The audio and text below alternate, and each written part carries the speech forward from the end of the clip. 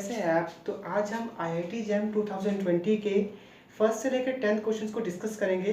तो चलिए स्टार्ट करते हैं। देखिए इस साल फर्स्ट क्वेश्चन जो आया था आप देख सकते हैं बोर्ड पे, which one of the following functions has discontinuity in the second derivative at x is equal to 0। पूछा हुआ है कि इन चार ऑप्शंस में से किस ऑप्शन का second derivative x equal 0 put करने पर हमें डिसकंटिन्यूस मिलेगा। तो चलिए स्टार्ट करते हैं। फर्स्ट ऑप्शन देखते हैं, हमें दिया हुआ है f of x is equal to mod of x raise to power 3। देखिए मोड का मतलब क्या होता है कि x की जो रेंज है वो पॉजिटिव भी हो सकती है और नेगेटिव भी हो सकती है, दोनों हो सकती है, ठीक है। तो इसके लिए हम जो है इसकी रेंज देखेंगे। तो इसकी जो रेंज है वो, अगर हम पॉजिटिव की बात करें, पॉजिटिव x मतलब कि x इज ग्रेटर देन 0, तो उसके लिए x क्यूब हो जाएगा ये, और x इज स्मॉलर देन 0 के लिए तो ये हो जाएगा माइनस एक्स की क्यूब, क्योंकि जब पावर ओड होती है तो आंसर जो है वो नेगेटिव ही आता है, ठीक है। तो ये फंक्शन की हमें दो वैल्यू दी हुई है। सबसे पहले इसका हम लोग फर्स्ट डेरिवेटिव निकाल के देखते हैं एक बार। f dash x is equal to, ऐसा करते पहले पॉजिटिव के लिए निकाल के देखते हैं। तो कितना आएगा इसका फर्स्ट डेरिवेटिव 3x स्क्वायर, और नीचे आएगा माइनस 2x की पावर 3x की पावर 2, ठीक है। अब इसका सेकेंड डेरिवेटिव निकालते हैं। f double dash x is equal to 6x और यहाँ पे माइनस 6x, ठीक है। अब वो कह रहा है कि x इक्वल 0 पुट करने पे चेक करना है कि फंक्शन डिसकंटिन्यूअस है कि नहीं। तो जब हम एट x इक्वल 0 जब 0 पुट करेंगे यहाँ पर, तो ये फंक्शन 0 हो जाएगा और ये फंक्शन भी 0 हो जाएगा, मतलब कि दोनों की वैल्यू सेम है। इसका मतलब दोनों जो है यहाँ पे कंटिन्यूअस है, मतलब फर्स्ट ऑप्शन जो है डिसकंटिन्यूअस नहीं है, जो इसका सेकेंड डेरिवेटिव है वो डिसकंटिन्यूअस नहीं है। बी ऑप्शन देखते हैं हम लोग। फर्स्ट ऑप्शन तो नहीं आया, तो अब इसका सेकंड ऑप्शन देखते हैं।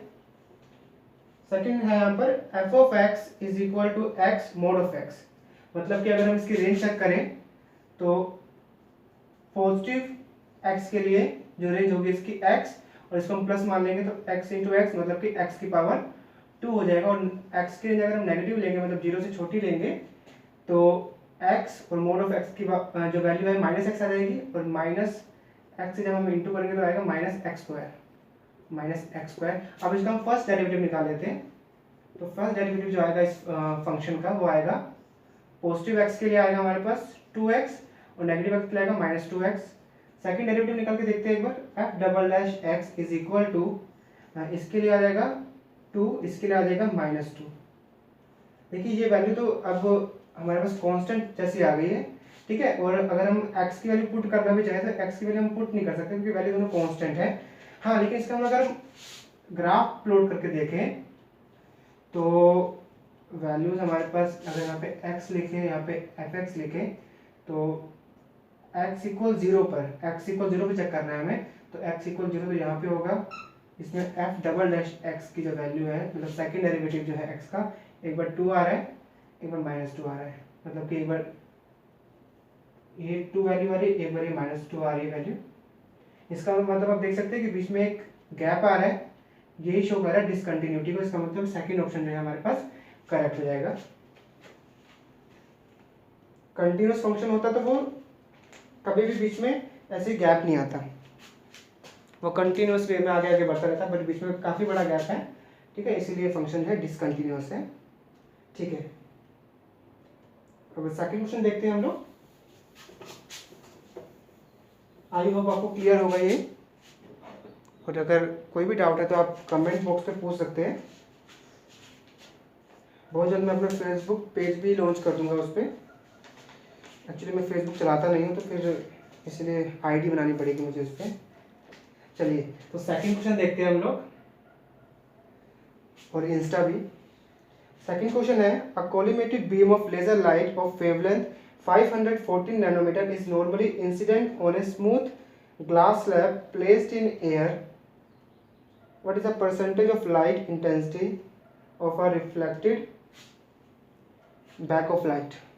मतलब कि यहाँ पर हमें एक ग्लास दिया हुआ है, मान लीजिए हमारे पास एक ग्लास है यहाँ पर, और यहाँ से कोलिमेटेड बीम ऑफ लाइट मतलब कि पैरेलल रेज आ रही है काफ़ी सारी, ठीक है, और उसकी वेवलेंथ हमें कुछ दे रखी है यहाँ पर।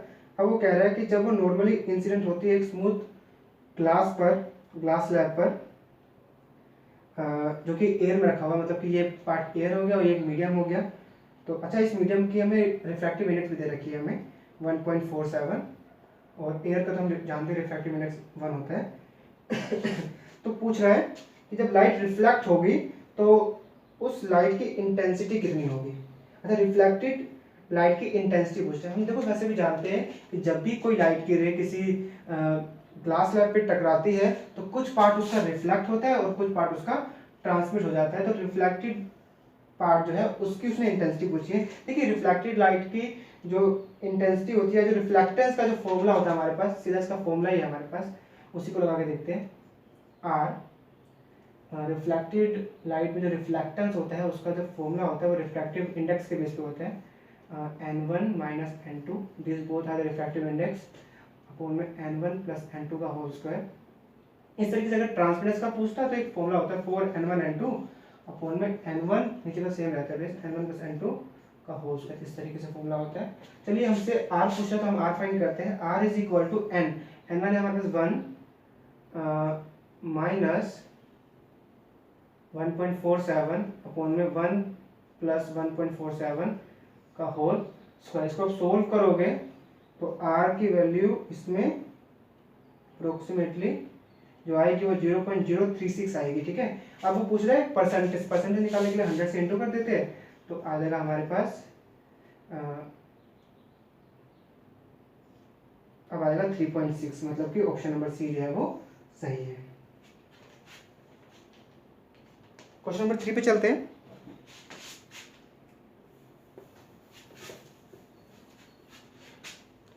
क्वेश्चन नंबर 3 हमसे कह रहा है two stationary point particles with equal and opposite charge at some fix distance from each other, the point having zero electric potential. अच्छा, कह रहा है कि दो, जैसे कि हम डाइपोल पढ़ते हैं ना, डाइपोल जैसी बात ही कर रहा है, सीधी सी बात है। लेकिन डाइपोल जो है मूव करता है, ये स्टेशनरी पार्टिकल में। अच्छा, फर्क है थोड़ा सा, मतलब कि मान लीजिए एक पार्टिकल यहाँ पर है, एक पार्टिकल यहाँ, ये पार्टिकल मूव नहीं कर सकते और इनके बीच का डिस्टेंस है वो बराबर है, ठीक है। मान लीजिए पूरा डिस्टेंस अगर 2 मीटर हम लेट करते हैं तो ये भी 1 मीटर होगा, ये भी 1 मीटर होगा। तो यहाँ पार्टिकल मान लीजिए नेगेटिव है, एक पार्टिकल लेट कर लेते हैं कि पॉजिटिव है, ठीक है, और ये इनके बीच का डिस्टेंस है फिक्स है। अब कह रहे हैं अच्छा, मतलब अच्छा ठीक है, वो पूछ रहे हैं कि उसने 4 ऑप्शन दिए हमें, स्पेयर, प्लेन, सिलेंडर और प्लेट। कह रहे हैं इन 4 ऑप्शन में से कौन सा हम लोग सरफेस यूज करें जहाँ पे इलेक्ट्रिक पोटेंशियल जीरो मिले मुझे। सबसे पहले जानते हैं कि इलेक्ट्रिक पोटेंशियल निकालते कैसे, और इस मान लीजिए अगर ये 2 चार्जेस दिए तो इलेक्ट्रिक पोटेंशियल जीरो बोला है ना। अच्छा, वैसे देखा जाए तो जीरो तो इस पॉइंट पे भी मिल सकता है इलेक्ट्रिक पोटेंशियल। क्वेश्चन अगर ऑप्शन ना देखें हम लोग, देखिए इस पॉइंट पे अगर इस चार्ज पे अगर हम फाइंड करें पोटेंशियल, तो पोटेंशियल क्या होता है, के क्यू बाई आर होता है ना। तो इसके लिए होगा माइनस के क्यू बाई आर। देखिए, चार्ज अगर नेगेटिव है तो चार्ज साइन नेगेटिव आएगा, चार्ज पॉजिटिव है तो साइन भी पॉजिटिव आएगा, ठीक है। और इसके लिए भी, इसके लिए निकाले तो प्लस के क्यू बाई आर, देखिए जीरो आ रहा है यहाँ पर। तो लेकिन उसने कहा कोई सरफेस लेना है हमें, तो पहला सरफेस लिया स्पेयर। अब मान लीजिए यहाँ पे एक स्पेयर बना के देखते हैं हम लोग, सर रफली हम लोग ऐसे ड्रॉ कर रहे हैं, ठीक है, एक स्पेयर है। तो अब इस पे पूछ रहा है क्या इलेक्ट्रिक पोटेंशियल जीरो होगा। देखिए, इलेक्ट्रिक पोटेंशियल जो है वो डिपेंड किस किस चीज़ पे कर रहा है, चार्ज पे कर रहा है और आर पे। चार्ज दोनों सेम ही है, बस साइन अलग अलग है उनके। तो आर जो डिस्टेंस है वो भी सेम होनी चाहिए। जैसे कि मान लीजिए इस चार्ज से मैं अगर इस पॉइंट पे फाइंड करूँ पोटेंशियल, तो ये डिस्टेंस होगा मेरे पास, और इस चार्ज की वजह से इस पॉइंट पे फाइंड करूँ पोटेंशियल, तो दोनों का डिस्टेंस क्या होगा, बराबर होगा यहाँ पर। अगर हम लोग सिमेट्री की बात करें और उस पॉइंट पे जो है, मतलब हम बोले तो इस पॉइंट पे हमें जो है पोटेंशियल जो है, मान लीजिए अगर ये R1 है तो ये भी R1 ही होगा, और दोनों का अगर हम सम करेंगे जीरो आ जाएगा, ठीक है। तो ऑप्शन ये हो सकता है, स्पेयर हो सकता है। लेकिन एक सेकेंड, आप एक चीज़ नोटिस करो यहाँ पर, जैसे कि अगर मानो हम, क्योंकि सरफेस बोला, सरफेस तो कोई भी हो सकता है, अगर हम सिमेट्री क्यों ले, हम लोग सिमेट्री के उसने तो बोला नहीं कि सिमेट्री लेनी है। मान लीजिए हम इस पॉइंट से फाइंड करें, इस पॉइंट पर अगर हम फाइंड करें पोटेंशियल इस पॉजिटिव चार्ज को लेकर और इस नेगेटिव चार्ज से अगर हम लाइन ड्रॉ करें, अब इस पॉइंट पे अगर हम पोटेंशियल फाइंड करें नेगेटिव चार्ज की वजह से, तो देखिए डिस्टेंस यहाँ पे अलग अलग हो जाएंगे R1 और R2, मतलब यहाँ पे R1 करना पड़ेगा, यहाँ पे R2, तब तो जीरो नहीं आएगा। इसका मतलब ए ऑप्शन तो सही नहीं है। ऐसा करते हैं बी ऑप्शन पे चलते हैं। देखिए वही चार्जेस है हमारे पास -q और +q। अब कह रहा है कि अब सरफेस है प्लेन हम ऐसे बना सकते हैं इस तरीके से।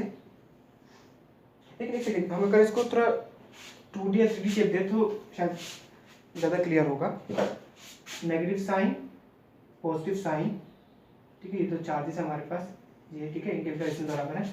अगर हम कुछ इस तरीके का सरफेस लें, इनके बीच में ऐसे लगा हुआ कुछ इस टाइप से, आप समझ पा रहे हो आई होप। इस तरीके से मैंने बीच में रख लिया, ठीक है, ये प्लेन, ठीक है। अब अगर हम फाइंड करें इस पॉइंट पोटेंशियल, तो डिस्टेंस जो है दोनों की तरफ से क्या होगा, यहाँ पर इक्वल होगा, तो इस पॉइंट पोटेंशियल में 0 मिलेगा। अच्छा, इस पॉइंट फाइंड करें अगर हम, तो इस पॉइंट में जो पोटेंशियल होगा ये डिस्टेंस और ये डिस्टेंस, अगर चार्जेस के बीच में डिस्टेंस बराबर है तो यहाँ से जो पॉइंट लेंगे उसका डिस्टेंस और यहाँ से जो पॉइंट लेंगे उसका डिस्टेंस बराबर होगा, ठीक है। हाँ, तो मतलब इस पे हर पॉइंट पे हमें पोटेंशियल जो है वो 0 मिलेगा, क्योंकि डिस्टेंस किसी भी पॉइंट पे ले लो वो सेम मिलेगा। मान लीजिए अगर इस पॉइंट में फाइंड करूँ तो यहाँ पे और इसके लिए ये वाला पॉइंट, दोनों डिस्टेंस है यहाँ पे इक्वल होंगे, ठीक है, प्लेन में दोनों डिस्टेंस इक्वल होंगे, तो इसकी वजह से जो पोटेंशियल आएगा उसकी वैल्यू -kq/r होगी और इसकी जो तरफ से वैल्यू आएगी वो +kq/r होगी, वो 0 होगा, ठीक है। तो इसका मतलब इसका ऑप्शन जो है वो बी होगा, प्लेन ही एक ऐसा सरफेस है जहाँ पर इलेक्ट्रिक पोटेंशियल जो है वो 0 होगा, ठीक है। मतलब हर सरफेस के हर एक पॉइंट पे पूछा है उसने, ये नहीं कि सिर्फ एक पॉइंट पे 0 आ गया बाकी पे 0 नहीं आया, तो ऐसा नहीं कर सकते। अगर ऐसा होता तो ए ऑप्शन भी सही होता, बट यहाँ पे बी ऑप्शन सही है। सॉरी, मुझे लगा ए ऑप्शन सही था इसमें, तो इसमें आंसर है प्लेन। तो अब आते हैं फोर्थ क्वेश्चन की तरफ। फोर्थ क्वेश्चन हमें ये कह रहे हैं, for a system undergo a first order phase transition at temperature Tc। अच्छा ठीक है, मतलब फर्स्ट ऑर्डर फेज ट्रांजिशन का क्वेश्चन है ये, फर्स्ट ऑर्डर फेज ट्रांजिशन।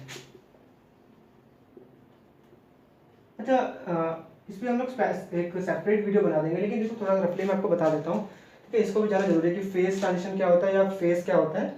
देखिए फेज को तो आप ऐसे क्लियर समझ सकते हैं एग्जांपल से, जैसे कि अगर हम बात करें ऑयल और वाटर का मिक्सचर है हमारे पास, दोनों इमिसिबल लिक्विड्स हैं, तो हम कहेंगे इन दोनों को जब हम मिलाएंगे, जब हम ऑयल को और लिक्विड को मतलब ऑयल को और जब हम वाटर को मिलाएंगे तो इन दोनों का स्टेट तो सेम है, ठीक है, दोनों लिक्विड है, लेकिन इन दोनों की जो फेस है वो अलग अलग है। फेस अलग अलग होने का मतलब यहाँ पे दोनों की जो केमिकल जो कंपोजिशंस है वो दोनों की यहाँ पर अलग अलग है, ठीक है। तो फेस तो शायद क्लियर हो रहा है आपको, है ना, केमिकल कंपोजिशन को बोलते हैं, किस तरीके से बनावट है उस पर्टिकुलर लिक्विड की या जो भी हमने मैटर लिया हुआ है, ठीक है, उस पर डिपेंड करता है फेस। अब फेस ट्रांजिशन का मतलब क्या होता है?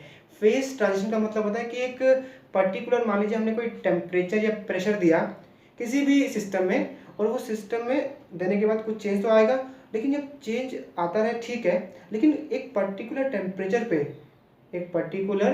टेम्परेचर पे अब्रप्टली चेंज है, मतलब कि बिल्कुल ही एकदम से, मान लीजिए ग्राफ ऐसे जा रहा हो और एकदम से ग्राफ ऊपर की तरफ चला जाए, मतलब बिल्कुल सडनली चेंज हो, इसको हम डिसकंटिन्यूटी बोलते हैं, ठीक है। तो इसको कहा जाता है फेज ट्रांजिशन, ठीक है। तो वही चीज़ें पूछ रहा है, ठीक है, ये पूछ रहे हैं एंट्रोपी और टेम्परेचर के बीच में। हालांकि मैं आपको थोड़ा सा बता देता हूँ, ठीक है, कि फर्स्ट ऑर्डर फेज ट्रांजिशन में थोड़ा होता क्या है, ठीक है, बाकी सेपरेट वीडियो में भी हम इसको समझ लेंगे। देखिए फर्स्ट ऑर्डर फेज ट्रांजिशन में ना गिब्स फ्री एनर्जी जो होती है, गिब्स फ्री एनर्जी जो होती है वो यहाँ पे कॉन्टिन्यूस होती है, और इसका जो फर्स्ट ऑर्डर डेरिवेटिव होते हैं वो जो होते हैं वो डिसकंटिन्यूस होते हैं, ठीक है। इसके लिए इक्वेशन क्या होती है dg की, dg is equal to vdp minus sdt, यही होती है ना, हम करके देख लेते हैं। Good physicists have studied under very fine teachers, sdt vdp minus, ठीक है। तो ये हमारे पास इक्वेशन है, ठीक है, अभी तो आप इसको लर्न कर लीजिए, ठीक है। तो इसमें अगर हम इसका डेरिवेटिव निकालें, क्योंकि फर्स्ट ऑर्डर डेरिवेटिव जो है इसमें डिसकंटिन्यूस आता है, सिंगल एक ऐसे आ गया या वी आ गया तो हम मानेंगे कि वो डिसकंटिन्यूस है। तो डेल एस बाय अगर हम डेल पी निकालें एट कांस्टेंट टेम्परेचर, तो ये तो कांस्टेंट टेम्परेचर तो जीरो हो जाएगा, टेम्परेचर कांस्टेंट तो टेम्परेचर में कोई चेंज तो आएगा ही नहीं, तो यहाँ पे आ जाएगा वी। और अगर del G by del T निकालें, पी से तो कर दिया हम डिफरेंशिएट, अगर हम टी से पार्शियल डिफरेंशिएट करें एट कांस्टेंट वॉल्यूम पे, तो ये चीज़ जीरो हो जाएगी।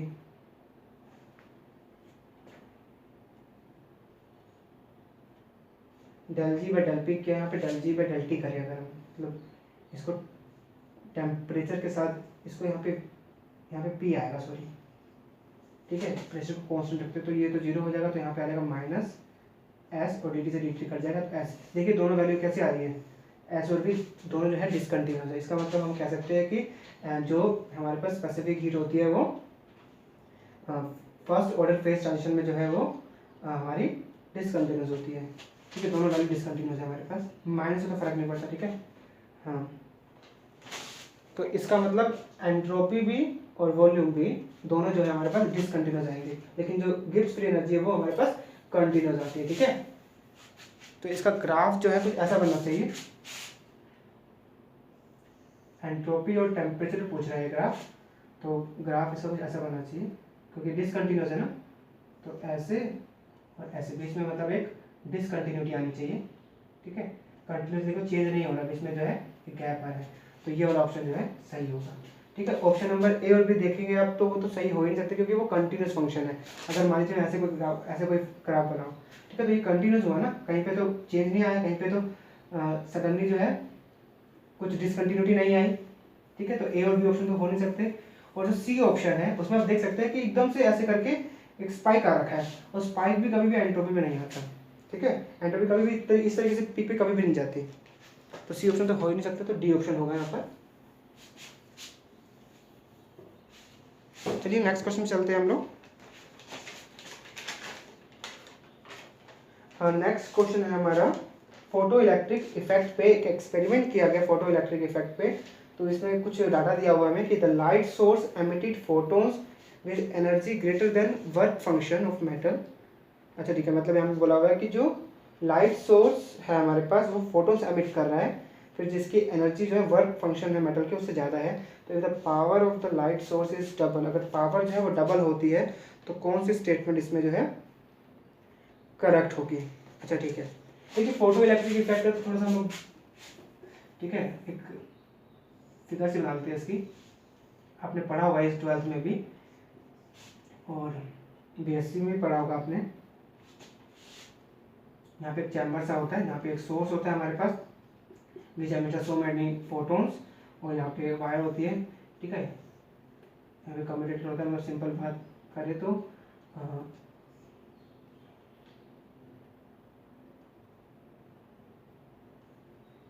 ये एमीटर होती है ना, इलेक्ट्रॉन जहाँ से निकलेंगे बाहर,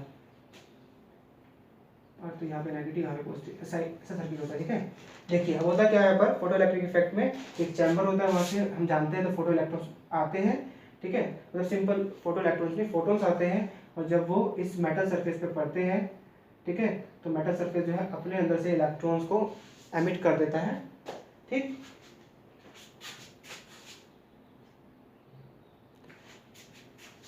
इलेक्ट्रॉन्स को एमिट कर देता है, और ये मान लीजिए इसको एनोड मान लेते हैं, इसको कैथोड मान लेते हैं, तो वो कैथोड के पास चले जाते हैं, कुछ भी ले सकते हो आप इसको, एनोड कैथोड छोड़ो, ये एमिटर है और ये कलेक्टर है, ठीक है।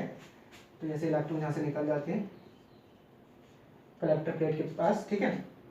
अब देखिए उसने कहा क्या है, उसने कहा in photo electric effect the light source emit the photons with energy greater than work function. देखिए कुछ वर्ड बोले हुए इसने कि जो फोटोन्स की एनर्जी है वो ज़्यादा है वर्क फंक्शन से। सबसे पहले वर्क फंक्शन जानते हैं कि वर्क फंक्शन होता क्या है। वर्क फंक्शन मतलब किसी मेटल का होता है, ये मेटल दिख रहा है, इसका वर्क फंक्शन होता है मतलब कि ये मतलब इसको कितनी मिनिमम एनर्जी दी जाए कि ये अपने इलेक्ट्रॉन्स को बाहर निकाल सके, ठीक है, कितनी मिनिमम एनर्जी दी जाए, ठीक है, वही होता है इस मेटल का वर्क फंक्शन। अब देखिए फोटोन्स जो आ रहे हैं, कह रहे हैं उसकी एनर्जी इसके वर्क फंक्शन से मतलब इसकी एनर्जी से ज़्यादा है। इसका मतलब पक्की बात है कि जब फोटोन्स इससे पड़ेंगे तो इलेक्ट्रॉन्स इसमें से एमिट होने ही होने, क्योंकि उन फोटोन्स की जो पावर है वो काफ़ी ज़्यादा है, ठीक है, ऐसा बोल रहा है, ठीक है। तो इसको हम कैसे समझ सकते हैं, पावर बोल रहे हैं तो पावर का एक फॉर्मूला देखते हैं। पावर का फॉर्मूला क्या होता है, एनर्जी बाय टाइम।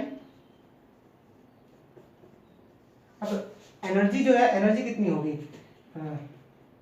एनर्जी कितनी होगी, एनर्जी होती है एक फोटोन की एच न्यू, और एक फोटोन तो होगा नहीं, कुछ नंबर ऑफ फोटोन्स आएंगे, तो मान लीजिए यहाँ पे नंबर ऑफ फोटोन्स लिख देते हैं हम, ठीक है, अपॉन में टाइम आता है, ठीक है। तो ये पावर का फॉर्मूला है हमारे पास। अब देखिए ऑप्शन हम लोग एक बार देखते हैं, ऑप्शन कह रहा है the number of emitted photo electron, जो फोटो इलेक्ट्रॉन एमिट हो रहे हैं यहाँ से इस फोटोन्स की वजह से, वो उनकी क्वांटिटी जो है वो सेम है, ठीक है। फोटो इलेक्ट्रॉन्स तो हमारे पास ये हो गए, ठीक है, अगर हम देखें इसको, और ये एच न्यू है, सेम होगा। इसको हम किस तरीके से ले सकते हैं क्वेश्चन को, पावर होता है एनर्जी बाय टाइम, ठीक है, एनर्जी बाय टाइम। देखिए टाइम भी हमारे पास सेम रहेगा, एच सेम रहता है, न्यू चेंज हो सकता है। एक सेकेंड, क्वेश्चन में बोला हुआ है मोनोक्रोमेटिक लाइट। मोनोक्रोमेटिक लाइट अगर बोला है तो मतलब कि वेवलेंथ सेम होगी, वेवलेंथ सेम मतलब फ्रीक्वेंसी सेम, क्योंकि देखिए न्यू जो होता है वो होता है सी बाय लैम्डा, ठीक है, अगर फ्रीक्वेंसी सेम है तो लैम्डा भी सेम होगा, ठीक है, मतलब कि ये भी कांस्टेंट है, टाइम भी कांस्टेंट है, नंबर ऑफ फोटॉन्स कह रहा है पावर जो डबल कर दी, पावर को डबल कर दिया, ठीक है, हमने मतलब पावर को हमने क्या किया, बहुत ज़्यादा बढ़ा दिया है। तो जब पावर बढ़ाएंगे तो नंबर ऑफ फोटॉन्स का बढ़ना जरूरी है, क्योंकि ये भी चीज़ कांस्टेंट रहेगी, ये भी चीज़ कांस्टेंट रहेगी, मतलब कि पहला ऑप्शन बोला गया है the number of photo electrons emitted remain same. Power double करने पर फोटो इलेक्ट्रॉन सेम रहेंगे, नहीं, फोटो इलेक्ट्रॉन तो बढ़ रहे हैं। ऑप्शन नंबर सी देखिए, कह रहा है फोटो इलेक्ट्रॉन डिक्रीज होंगे, तो डिक्रीज भी नहीं होंगे, ठीक है, वो तो कंटिन्यूसली इंक्रीज होंगे, क्योंकि पावर डबल करने पे क्वेश्चन में बोला है पावर इज डबल, ठीक है, जब पावर डबल कर देंगे तो ऑब्वियसली बात है फोटो इलेक्ट्रॉन्स की जो क्वांटिटी है वो क्या होगी, वो भी डबल हो जाएगी या ज़्यादा हो जाएगी, ठीक है। तो ए और सी तो ऑप्शन नहीं लगता। एक बार हम लोग बी ऑप्शन देखते हैं, स्टॉपिंग पोटेंशियल का यहाँ पे वर्ड दिया हुआ है। देखिए स्टॉपिंग पोटेंशियल क्या होता है, पहले इसको हम जानते हैं, ठीक है। स्टॉपिंग पोटेंशियल, स्टॉपिंग पोटेंशियल आप ऐसे समझिए, ये तो हमने बैटरी लगाई जैसे लगी होती है, इसको अगर हम लोग इसकी जो पोलैरिटी है उसको रिवर्स करते हैं, ठीक है, हम यहाँ पॉजिटिव का नेगेटिव कर देते हैं, यहाँ पे पॉजिटिव कर देते हैं, इस तरीके से हमने इसको उल्टा लगा दिया, ठीक है। उल्टा लगाने से क्या होगा, देखिए यहाँ पर नेगेटिव है तो नेगेटिव प्लेट से हमने क्या किया हुआ है, कलेक्टर प्लेट को जोड़ रखा है। अब इलेक्ट्रॉन हाई स्पीड से, हाई एनर्जी से क्या हो रहे हैं, इस कलेक्टर प्लेट पे कलेक्ट हो रहे थे, जिनकी एनर्जी बहुत ज़्यादा थी, ठीक है। अब हमने क्या किया, प्लेट को या बैटरी को उल्टा कर दिया, ठीक है। अब बैटरी को उल्टा करने से क्या होगा, देखिए यहाँ पर नेगेटिव है, यहाँ पर भी ये प्लेट भी कैसी है हमारे पास इलेक्ट्रॉन्स की है, तो ये भी नेगेटिव होगी, और नेगेटिव नेगेटिव में क्या होगा, रिपल्शन होगी, तो इलेक्ट्रॉन जो यहाँ से दूर जाना चाहेंगे, ठीक है। तो जिनके पास बहुत ज़्यादा maximum amount of kinetic energy होगी, क्योंकि देखिए जब इलेक्ट्रॉन्स आ रहे हैं एक हाई स्पीड से तो उनके पास एनर्जी होगी, मैक्सिमम काइनेटिक एनर्जी होगी, ठीक है, ठीक है। तो अब हम चाहते हैं कि इलेक्ट्रॉन जो है वापस जो है कलेक्टर से एमिटर पे आ जाए, ठीक है। लेकिन देखिए उतनी हाई एनर्जी से आए हैं कि इतनी एक बैटरी लगाने से हम उनको वापस नहीं भेज पाएंगे, तो हम क्या करेंगे, यहाँ पे बैटरी की जो पोलैरिटी जो हमने रिवर्स करी है उसको हम लोग क्या करेंगे, बढ़ाते रहेंगे। मतलब क्या, जो बैटरी हमने लगाई है यहाँ पे उसकी क्वांटिटी हम बढ़ाते रहेंगे रिवर्स में, क्योंकि देखिए बैटरी को मैंने उल्टा कर दिया ना, पहले यहाँ प्लस था यहाँ पे नेगेटिव है, ठीक है। तो देख सकते हो आप लोग बैटरी को मैंने क्या किया, यहाँ पर रिवर्स कर दिया और उसकी क्या करी मैंने, वोल्टेज यहाँ पे बढ़ानी शुरू कर दी। वोल्टेज बढ़ाने से क्या होगा, ठीक है, मतलब यहाँ पे मैंने एक तरीके से ऐसा समझ सकते हो, मैंने एक ऐसी वोल्टेज लगा दी कि अब इलेक्ट्रॉन जो है, ठीक है, मैक्सिमम इलेक्ट्रॉन्स यहाँ से जो है यहाँ तक चले जाए इसके पास, ठीक है, क्योंकि देखिए इलेक्ट्रॉन्स के पास एनर्जी बहुत ज़्यादा है, ठीक है। तो इलेक्ट्रॉन्स शायद ना जा पाए तो हम बैटरी से क्या करेंगे, रिपल्शन पैदा करेंगे, ताकि इलेक्ट्रॉन्स कलेक्टर से इमिटर के पास जाना शुरू हो जाए, और जब वो चले जाएंगे तो क्या होगा, यहाँ पे कोई भी फोटो इलेक्ट्रॉन जो है एमिट नहीं होंगे, या कोई भी इलेक्ट्रॉन जो है जाएंगे नहीं, क्योंकि इलेक्ट्रॉन्स की क्वांटिटी खत्म हो जाएगी, और अब हमारे पास जो करंट है वो जीरो हो जाएगा, ठीक है। मतलब एक ऐसा, मतलब ऐसा वोल्टेज ले जिससे जो है करंट जो है जीरो हो जाए, है, इसी को स्टॉपिंग पोटेंशियल बोल देते हैं, या फिर ऐसा समझिए आप रिवर्स पोटेंशियल कर देते हैं ना, पोटेंशियल रिवर्स करने पे हमारे पास फोटो इलेक्ट्रॉन जीरो हो जाए, ठीक है। तो इसी को हम लोग जो है यहाँ पर स्टॉपिंग पोटेंशियल कहते हैं, ठीक है। तो ये तो स्टॉपिंग पोटेंशियल हो गया। अब क्वेश्चन क्या कह रहा है, स्टॉपिंग पोटेंशियल रिमेन्स है कि बैटरी का जो स्टॉपिंग पोटेंशियल है वो सेम रहेगा फोटॉन्स के डबल होने पर। सबसे पहले बात करते हैं कि जो स्टॉपिंग पोटेंशियल है उसका काम क्या है। उसका काम है जो हाई एनर्जी की जो इलेक्ट्रॉन्स हैं, मैंने इलेक्ट्रॉन्स की क्वांटिटी की बात नहीं करी, मैंने इलेक्ट्रॉन्स की एनर्जी की बात करी, जो हाई स्पीड से आकर यहाँ पे आके अटैच हो रखे हैं, ठीक है, उसको हटाना है यहाँ से इलेक्ट्रॉन्स को, उनको रिपेल करके यहाँ पर भेजना है, ठीक है। तो मतलब हाई एनर्जी वाले इलेक्ट्रॉन्स को रिपेल करने के लिए जो हम पोटेंशियल यूज करते हैं उसको हम स्टॉपिंग पोटेंशियल बोलते हैं, सिंपल लैंग्वेज में वैसा कह सकते हैं। तो मतलब स्टॉपिंग पोटेंशियल जो है वो किस पे डिपेंड कर रहा है, इलेक्ट्रॉन्स की एनर्जी पे डिपेंड कर रहा है, ठीक है। जो स्टॉपिंग पोटेंशियल है, स्टॉपिंग पोटेंशियल जो हम जिसकी बात कर रहे हैं वो जो है वो क्या काम करता है, वो डिपेंड होता है हमारी इलेक्ट्रॉन्स की एनर्जी पर, ठीक है, ठीक है, इलेक्ट्रॉन्स पर डिपेंड नहीं करता, ठीक है। और वो क्या पूछ रहे हैं ऑप्शन में, stopping potential remain same it become double. तो क्या चीज होने पर, पावर डबल होने पर। जब हमने पावर डबल करी, जब पावर डबल करी हमने, तो हम देखते हैं कि इलेक्ट्रॉन्स की क्वांटिटी भी ज्यादा हो गई थी, है ना। जितनी ज्यादा पावर बढ़ी तो इलेक्ट्रॉन्स भी ज्यादा निकलने लगे। लेकिन देखिए इलेक्ट्रॉन तो निकलने लगे, इलेक्ट्रॉन की जो एनर्जी है सबकी तो उतनी ही रहेगी ना, मतलब इलेक्ट्रॉन की क्वांटिटी बढ़ रही है लेकिन एक पर्टिकुलर इलेक्ट्रॉन की जो एनर्जी है वो तो उतनी ही रहेगी। इसका मतलब क्या कि पावर बढ़ाने पे इलेक्ट्रॉन्स बढ़ेंगे लेकिन उसकी इलेक्ट्रिक एनर्जी सेम रहेगी। जब इलेक्ट्रिक एनर्जी सेम रहेगी, उसकी इलेक्ट्रॉन की एनर्जी सेम रहेगी, तो स्टॉपिंग पोटेंशियल भी सेम रहेगी। मतलब कि ऑप्शन नंबर जो है यहाँ पर ए बी सही होगा, स्टॉपिंग पोटेंशियल सेम रहेगा ना कि डबल हो जाएगा, ठीक है। क्योंकि स्टॉपिंग पोटेंशियल डिपेंड ही नहीं करता इलेक्ट्रॉन्स की क्वांटिटी पे, वो इलेक्ट्रॉन्स की एनर्जी पे डिपेंड करता है, ठीक है। और इलेक्ट्रॉन्स की एनर्जी तो सबसे सेम ही रहेगी, ठीक है, ठीक है। तो आगे बढ़ते हैं हम लोग।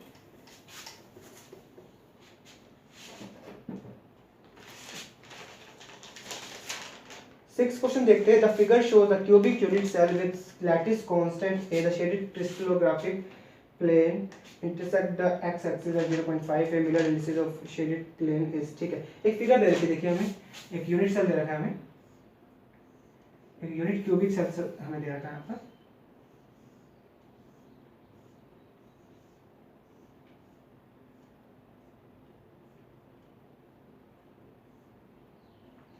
एक्सिस दे रखे हैं, वाई एक्सिस,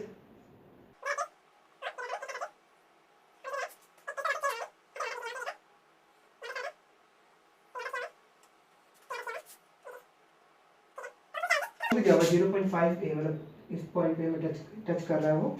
तो मिलर इंडिसेस पूछ रहा है, मिलर इंडिसेस क्या होगा। देखिए सबसे सिंपल क्वेश्चन है, ठीक है, इसमें टाइम नहीं लगता ज़्यादा। मिलर इंडिसेस जो है उसका फॉर्मूला होता है H ratio K ratio L is equal to A upon में इंटरसेप्ट, मान लीजिए O ले लूँ उसको मैं, B अपॉन में intercept OB ratio C upon intercept OC। Formula होता है हमारे पास ABCD है, लेकिन अगर हमारे पास क्यूब है तो सबकी साइड जो है वो बराबर होंगी, ले सकते हैं, ले इसमें शायद सेम भी ना हो, ठीक है। चलो देखते हैं A अपॉन में, अगर हम बात करें OA इंटरसेप्ट x एक्सिस की बात करें, x एक्सिस पर OA मतलब कि इंटरसेप्ट किस पॉइंट पे आ रहा है, 0.5 a पे आ रहा है, 0.5 a रेशो, मैंने कहा कि अगर क्यूब है तो सबकी साइड्स इक्वल होंगी तो इसको भी a ही ले लेते हैं अपॉन में। अब देखिए y, देखिए ये y एक्सिस को रिप्रेजेंट कर रहा है, तो y एक्सिस पर किस पॉइंट पे ये प्लेन काट रहा है, इस मान लीजिए पूरा a है तो आधा 0.5 a हो गया। अब यहाँ पे देखिए पूरे पे काट रहा है तो ये पूरा a हो जाएगा ना, तो यहाँ पे a आ जाएगा ratio a upon OC, OC मतलब z पे तो काट ही नहीं रहा, इसमें काट नहीं रहा तो मान लीजिए वो इन्फिनिट पे कहीं काट रहा होगा, तो हम यहाँ पे इन्फिनिट डाल देते हैं, ठीक है। तो a से ये तो कट गया यहाँ पर, तो 1 अपॉन 0.5 में पॉइंट किया 10 आ गया, 10 अपॉन में 5 रेशो 1 रेशो 1 अपॉन इन्फिनिटी 0, तो कितना आ गया 2 रेशो 1 रेशो 0, ये आ गया यहाँ पर हमारे पास H के L का रेशो, मिलर इंडिसेस आ गए हमारे पास, ठीक है। चलिए आगे बढ़ते हैं।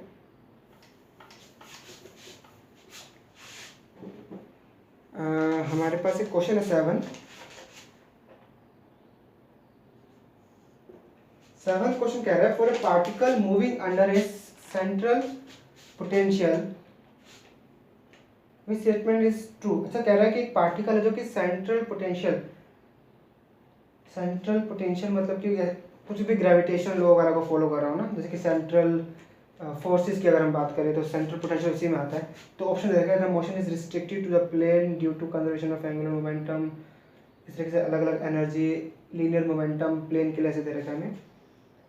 मतलब कह रहा है कि जब भी एक प्लेन में मोशन को रिस्ट्रिक्ट कर देना चाहिए हमें due to conservation of angular momentum. देखिए इसका ए ऑप्शन ही सही होगा।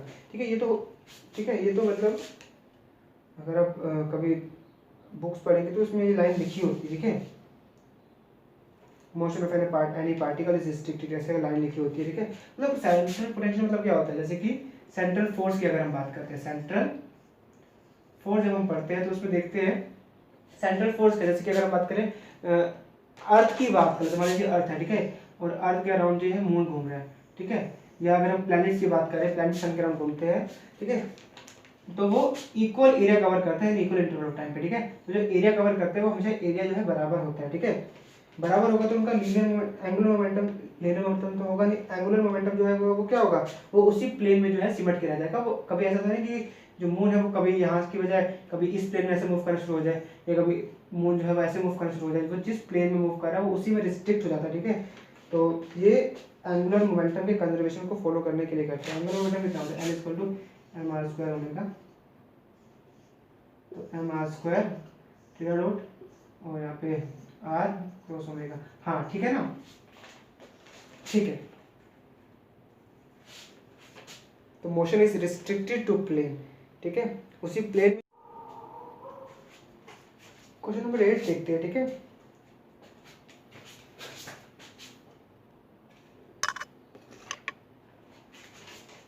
क्वेश्चन नंबर 8 देखते हैं। Consider a motion of A quantum particle of mass small m and energy a under the influence of potential of height v naught r denote the reflection coefficient। ठीक है, देखिए हमारे यहाँ पे क्या दिया हुआ है, एक ग्राफ दिया हुआ है।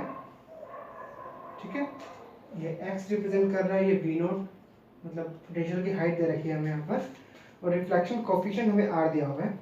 तो वो कुछ ऑप्शंस दे रहा है हमें यहाँ पर, a is equal to 4/3 v naught r equal to 1, b दिया हुआ है a is equal to 4/3 v naught r equal to 0, c दिया हुआ है a is equal to 1/2 v naught r equal to 1, d दे रखा है हमें a is equal to 1/2 v naught r is equal to 0.5।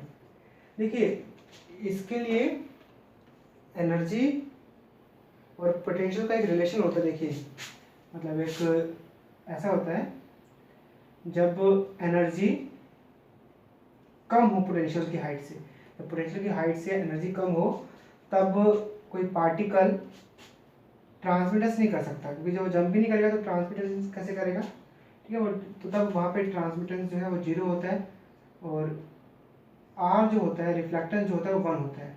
ठीक है, ये रीजन ये जो वैल्यू है, चाहे वो क्लासिकल पार्टिकल हो चाहे वो क्वांटम पार्टिकल हो, दोनों के लिए करेक्ट होता है। लेकिन अगर एनर्जी जो है बड़ी हो वी नॉट से, ठीक है, तब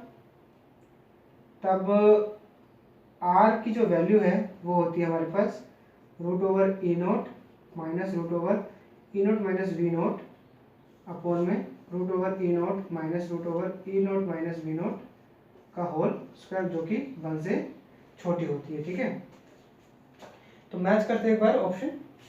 क्वेश्चन क्वांटम मैकेनिक्स का है, तो इसमें पहला ऑप्शन है E is equal to 4/3 v naught and R equal to, मतलब कि जब एनर्जी जो है वो 1/3 हो वी नॉट से, मतलब कि यहाँ पे जो एनर्जी की जो वैल्यू है वो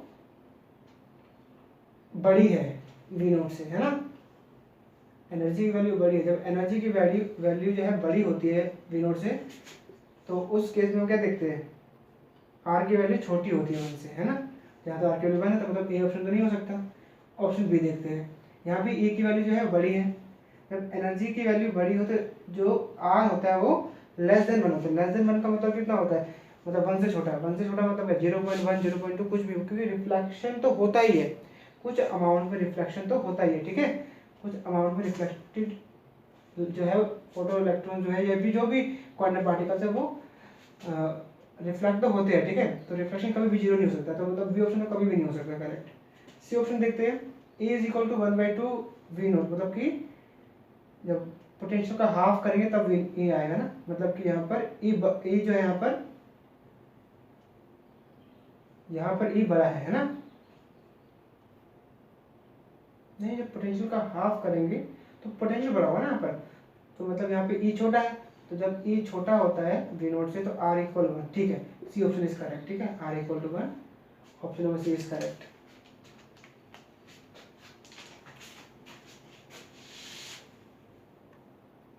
वन 0.2 कुछ भी, क्योंकि रिफ्लेक्शन तो होता ही है, कुछ अमाउंट में रिफ्लेक्शन तो होता ही है। ठीक है, कुछ अमाउंट में रिफ्लेक्टेड जो है फोटो इलेक्ट्रॉन जो है, ये भी जो भी क्वांटम पार्टिकल्स है वो रिफ्लेक्ट तो होते हैं। ठीक है, तो रिफ्लेक्शन कभी भी जीरो नहीं हो सकता, तो मतलब बी ऑप्शन कभी भी नहीं हो सकता करेक्ट। सी ऑप्शन देखते हैं, A is equal to 1/2 V naught, मतलब कि जब पोटेंशियल का हाफ करेंगे तब ई आएगा ना, मतलब कि यहाँ पर ई जो है यहाँ पर ई बड़ा है ना। नहीं, जब पोटेंशियल का हाफ करेंगे तो पोटेंशियल बड़ा होगा ना यहाँ पर, तो मतलब यहाँ पे ई छोटा है, तो जब ई छोटा होता है वी नोट से तो आर इक्वल 1। ठीक है, सी ऑप्शन इज करेक्ट। ठीक है, R equal to 1, option number C is correct.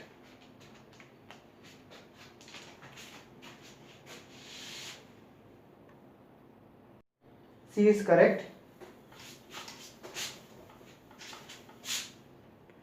अब आते हैं क्वेश्चन नंबर डी पर।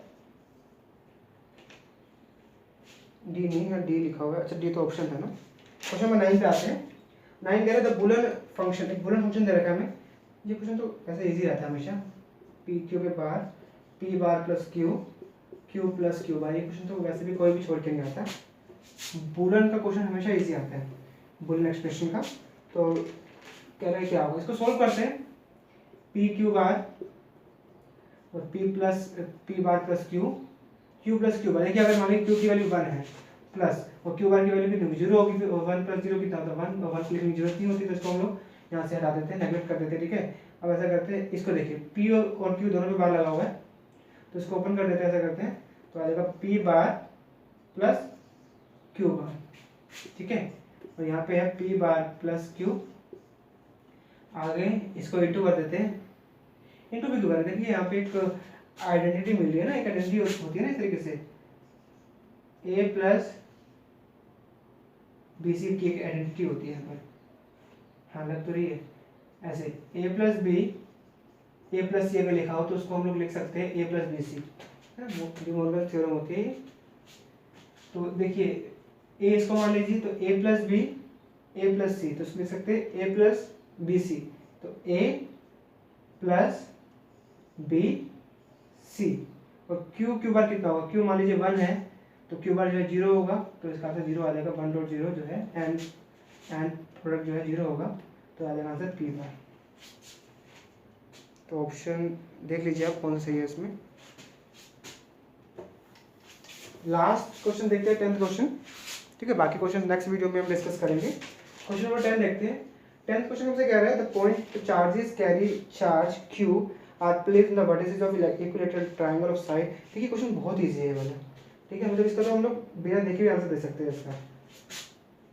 ठीक है, मतलब ये क्वेश्चन मतलब 12th क्लास में मैंने किया था।